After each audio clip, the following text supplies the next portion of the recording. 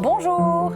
Alors je suis très heureuse de vous retrouver pour l'atelier du mois de juin. Ici on va sortir un peu de nos habitudes et donc on va réaliser un bouquet avec vraiment des fleurs colorées qui correspondent vraiment au mois de juin. Pour ce faire, vous aurez à votre disposition un cercle qui fait un bon 25 cm de diamètre. Vous aurez des tiges métalliques, donc on aura 2-3 fils de raffia.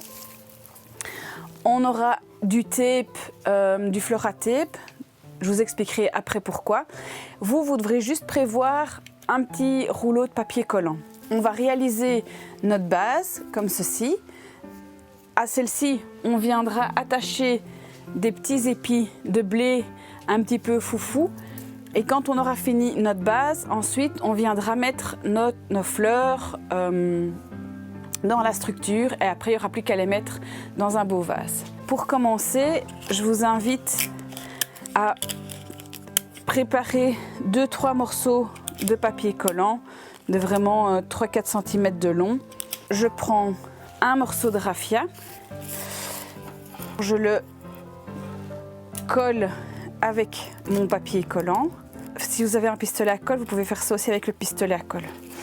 Mais ici, donc, je vous ai prévu une activité sans le pistolet à colle. Après, il suffit simplement de tourner notre raffia autour du cercle et alors régulièrement bien faire attention de bien pousser notre raffia pour qu'il n'y ait pas de jeu et que donc on ne voit pas la partie noire du cercle. On enroule.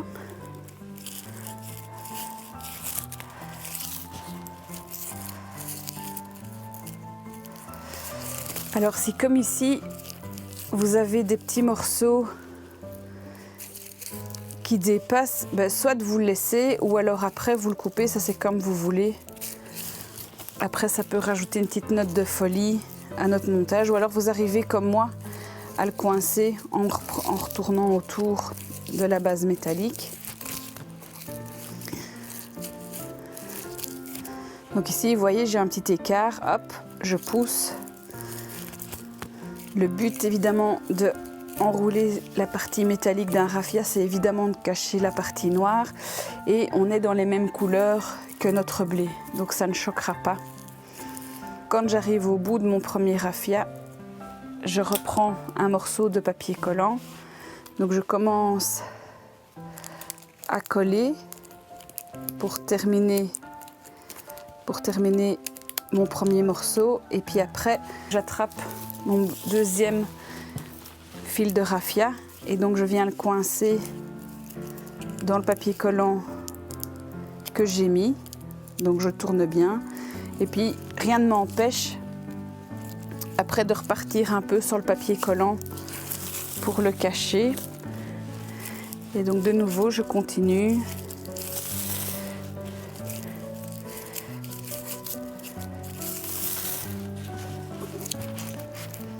Alors c'est plus facile si on bloque le cercle sur notre torse.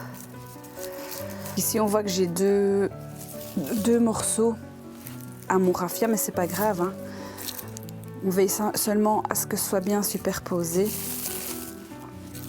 Et donc on tourne, on tourne, on tourne.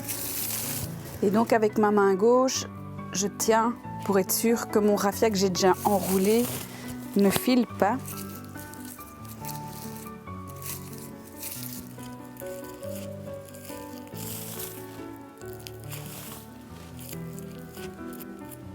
Voilà, donc ici j'arrive à la fin.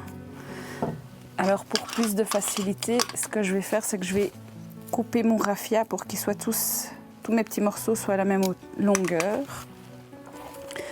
Donc j'attrape mon papier collant et de nouveau, comme précédemment, je tourne. Et puis je reprends mon dernier morceau de raffia et puis je m'y remets. Donc de nouveau, je le coince avec le papier collant. Et donc, je recoupe un petit morceau parce qu'il m'en manquera un. Donc, je repars un peu en arrière sur le papier collant pour le cacher. Et donc ici, j'arrive à la fin Donc je repasse où j'étais partie, donc sur le papier collant de départ. Je coupe la partie excédentaire de raffia et puis je prends mon papier collant et alors je le termine comme ceci. Voilà.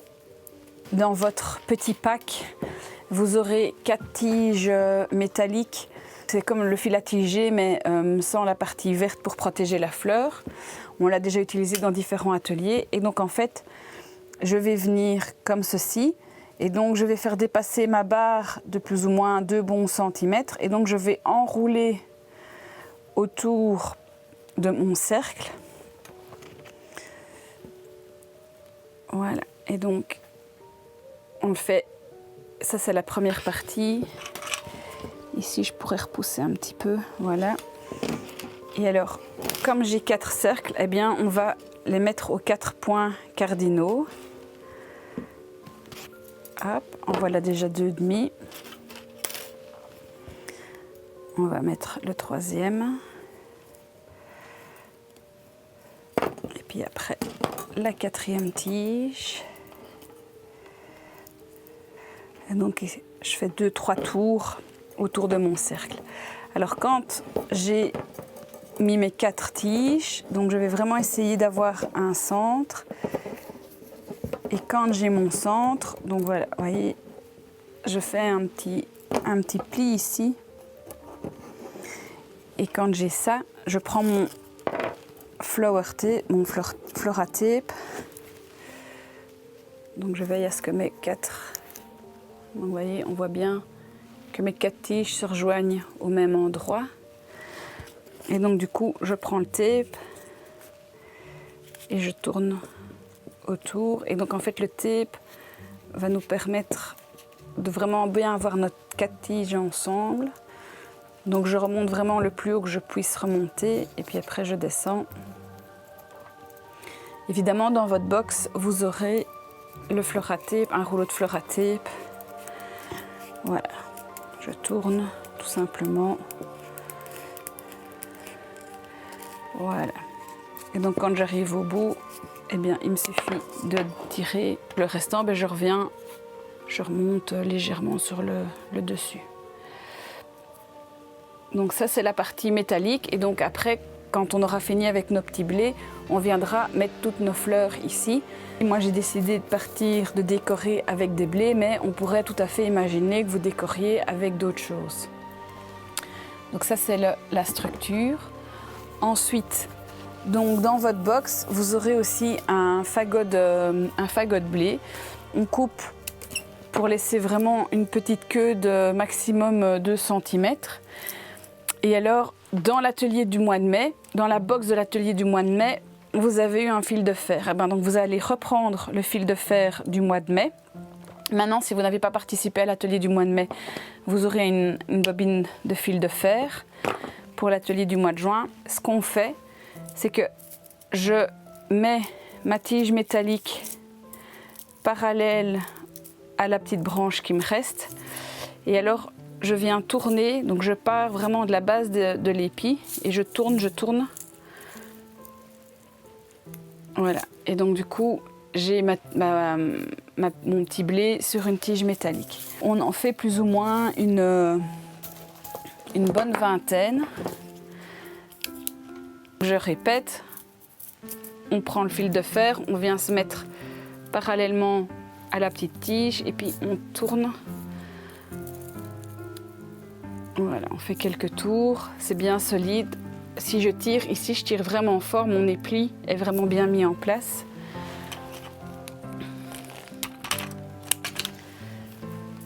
La même chose, hop.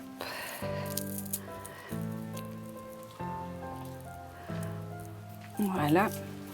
Alors ici, pour cette phase-ci, ça va être plus facile de travailler en mettant notre structure dans un vase. Voilà. Et donc, je vais le poser simplement dans le vase.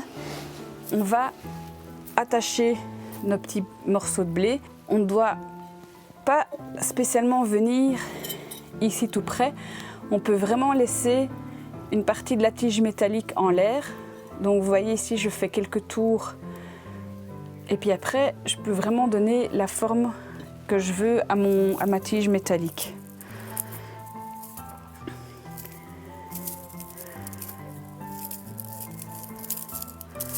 Et donc vous voyez, je tourne. Voilà, donc ici mon fil est un peu plus long, ben, j'en profite. Donc je fais 2-3 petits tours autour du cercle métallique et puis après comme mon fil est long, ben, j'en profite pour revenir ici le long de mon blé. C'est pas une obligation à remonter vers le blé. On les installe tous.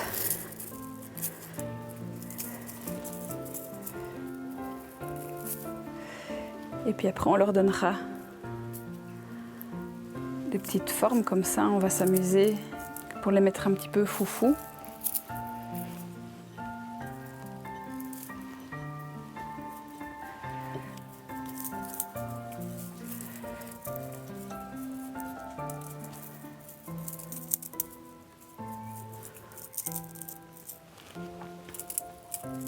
On peut les mettre vers le haut, vers le bas, enfin vraiment on s'amuse comme on veut. On pourra aussi évidemment rectifier le tir une fois qu'on aura mis nos fleurs. Ici j'ai ma tige de blé qui est un peu longue donc je coupe l'excédent. Alors avec le poids de la structure, l'avantage c'est que ça tourne tout seul. Voici. Alors ici de nouveau c'est encore un petit peu long. Donc je coupe l'excédent. Alors vous allez me dire qu'il reste du blé encore sur ma table, eh bien on l'utilisera pour mettre dans notre bouquet évidemment. Hein. Donc comme ça on aura un rappel du blé aussi bien dans notre structure que dans notre bouquet.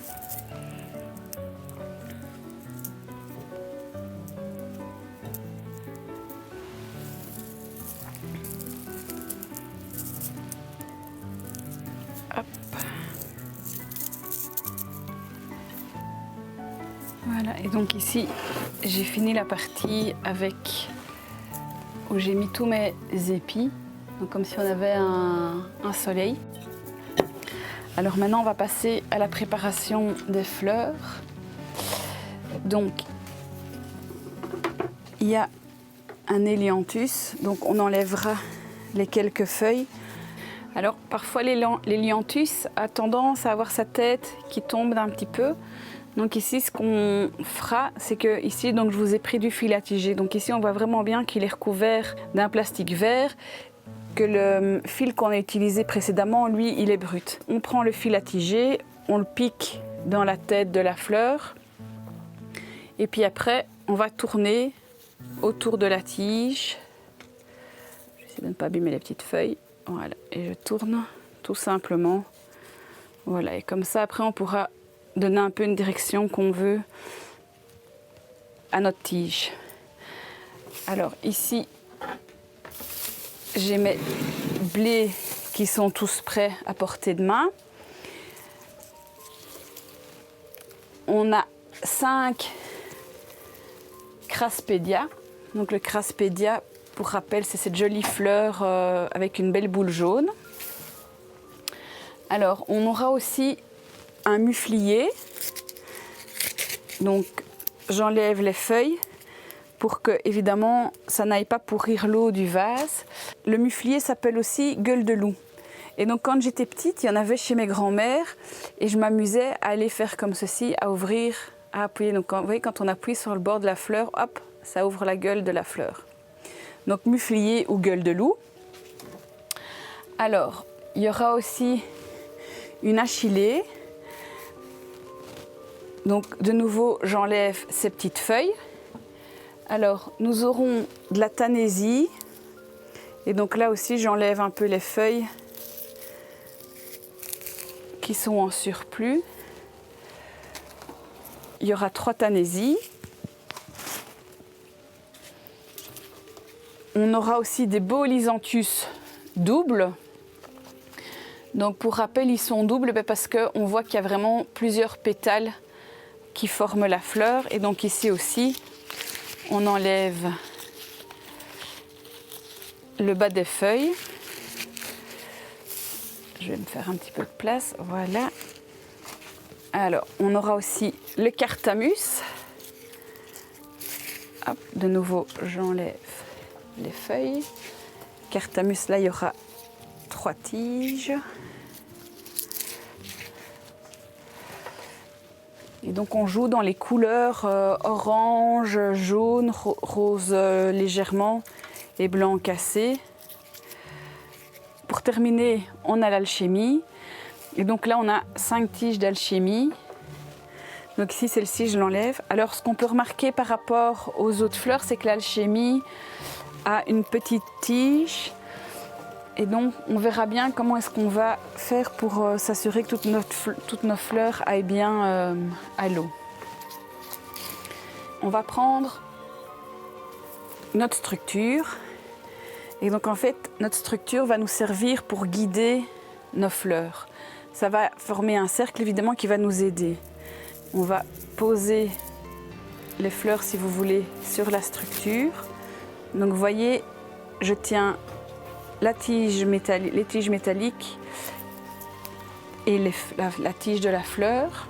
On commence à les mettre gentiment ensemble. Alors le muflier, il a une tige un peu plus longue, donc on peut sans problème le faire ressortir un peu plus de notre bouquet. Alors de temps en temps, on peut déjà venir mettre les blés. Et donc les blés, on en met vraiment un petit peu partout. Donc le blé évidemment est là pour rappeler notre tour. Alors évidemment, c'est vraiment important de bien préparer nos fleurs avant, parce qu'une fois que on commence notre bouquet, on n'a plus qu'une main de libre. Alors on va mettre les lysanthius ici. Donc de nouveau, je vais reprendre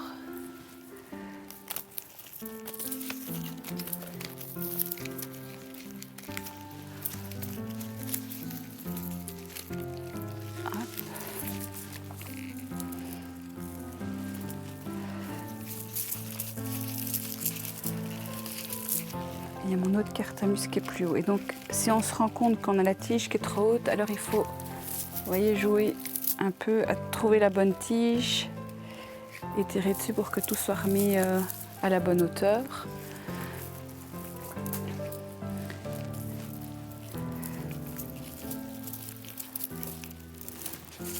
Les Craspédias qui sont plus hauts, on peut tout à fait imaginer soit de les travailler à la même hauteur ou les mettre un peu plus haut. Ça, c'est comme vous voulez. Et donc, comme on voit, je prends les fleurs vraiment comme j'ai envie de les prendre.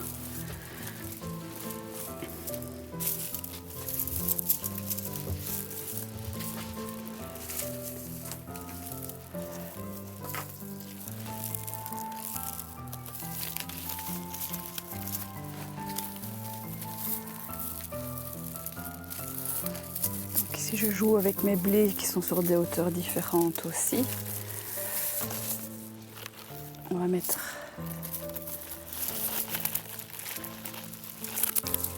l'autre lysanthius ici.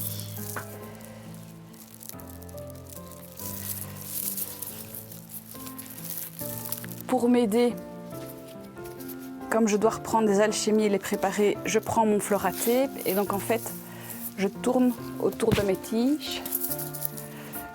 Donc je coupe et donc du coup, ça va fixer mes tiges et je vais pouvoir poser mon bouquet le temps que je prépare mes alchimies. Donc on voit ici que j'ai mis une Craspédia qui est un peu plus basse, une qui est un peu plus haute. On peut vraiment jouer avec les hauteurs de la Craspédia. On peut même imaginer de la faire dépasser un petit peu plus.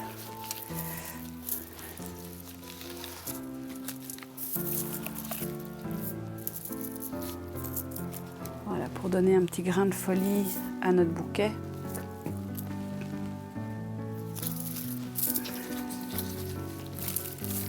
Voilà, alors j'ai encore un Craspédia à mettre. 1, 2, 3. Je vais mettre par ici.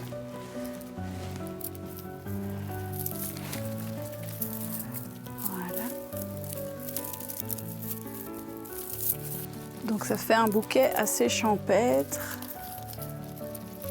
Un bouquet champêtre déstructuré. S'il y a des petites feuilles ici qui vous embêtent, il ne faut pas hésiter à les enlever. Alors ce qui est aussi important quand on fait un bouquet, c'est de tourner notre bouquet pour voir où on en est, pour essayer d'équilibrer évidemment les fleurs. Et donc après, évidemment, vous voyez, on pourra s'amuser en mettant nos tiges. Vous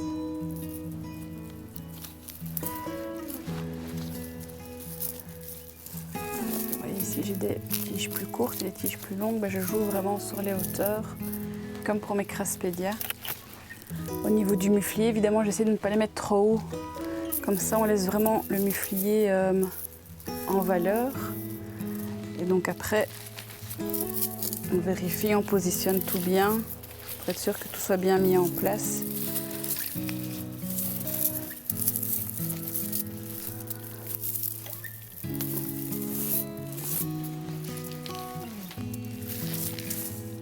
Voilà un joli bouquet d'été.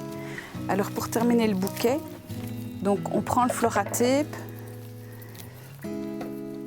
et donc c'est lui qui va nous aider à tout mettre ensemble. Donc je fais quelques tours avec mon Flora-Tape. Voilà. L'avantage du Flora-Tape, c'est qu'il est autocollant.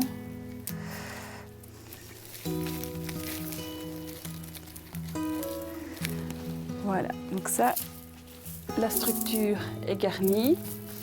Maintenant, ce que je vais faire, c'est que comme vous pouvez voir, évidemment, j'ai des tiges de différentes longueurs. Donc, je vais repérer quelles sont les tiges les plus courtes et je vais couper à la tige la plus courte. Comme mon vase est haut, enfin, n'est pas si haut que ça, je raconte n'importe quoi, je recoupe mes tiges pour avoir une bonne hauteur. Donc avant de couper court, vérifiez avec le vase ce que vous voulez comme hauteur.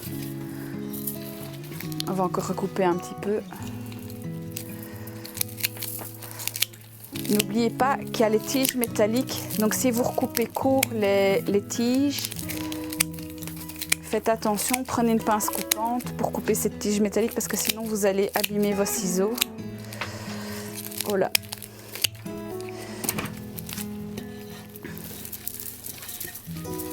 Voilà le joli bouquet de juin dans son joli vase.